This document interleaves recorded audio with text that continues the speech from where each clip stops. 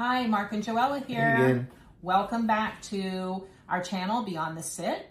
And today's video is going to be about expectations versus reality. The dog you thought you were going to get and the dog that you actually got. So how do we choose a dog when we're looking for a dog?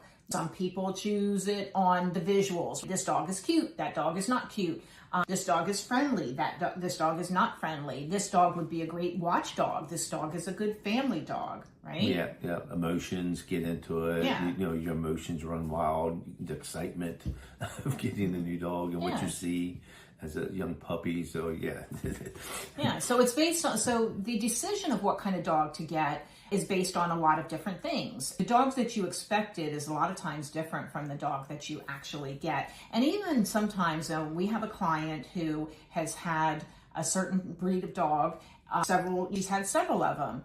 And her frustration is that her present dog, she loves very much, but she oftentimes says that he is different than all of the other labs that she's had. This is a lab and he's a great dog, but he's different, right? So this is kind of frustrating. So we have all of these ideas when we get a dog about what it's going to be like. We envision going for walks on the beach or cuddling or whatever is your thing that you're looking for in the dog. You kind of visualize this. And a lot of times it's because you've had that breed before, because we do tend to do that. Like, oh, I had a German Shepherd before and it was the greatest dog ever. You get a new German Shepherd and this one has a little bit of a different personality, not the same. Yeah, the temperament's going to be different. Personality's going to be different. It's going deeper into it. Sometimes it's genetics, how the dog was bred, where it comes from, its environment that it's coming from. Has a lot to play with it. Just like people, everybody's has their own personality. It's the same with dogs. It's not one is going to be identical to the other, ever. I mean, you know, certain dog breeds have certain tendencies and stuff like that. But if you're familiar with the breed, then you already kind of know that.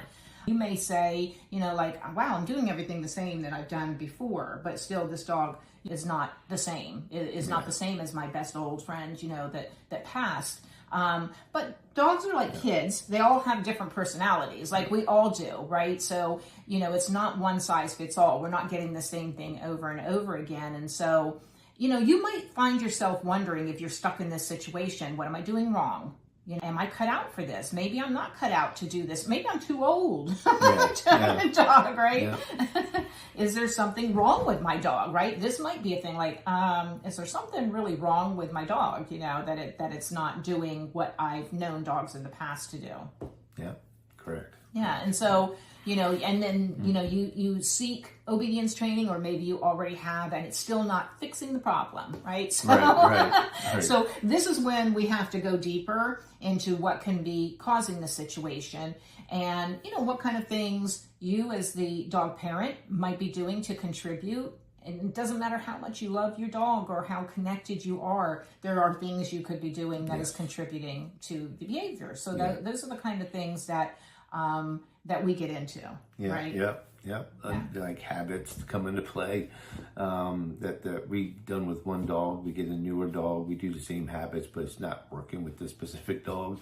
So that's something to look at as well. Yeah, so a dog who won't come when called might not be a defiant dog.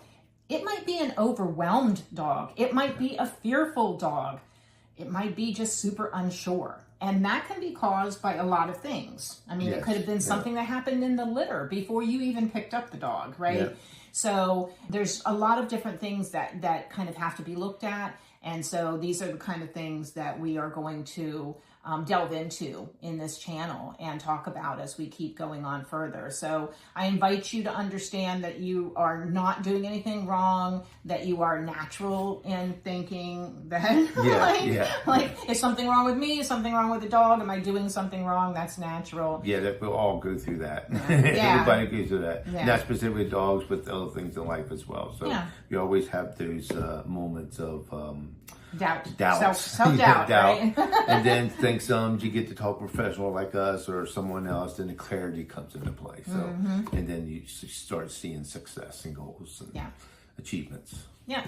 So we invite you to just tune in to, you know, some of our other videos. or our next videos as we start to put videos out, and we start delving a little bit deeper into this and what you can do about it. So until then, we will see you next time. Yep. Bye.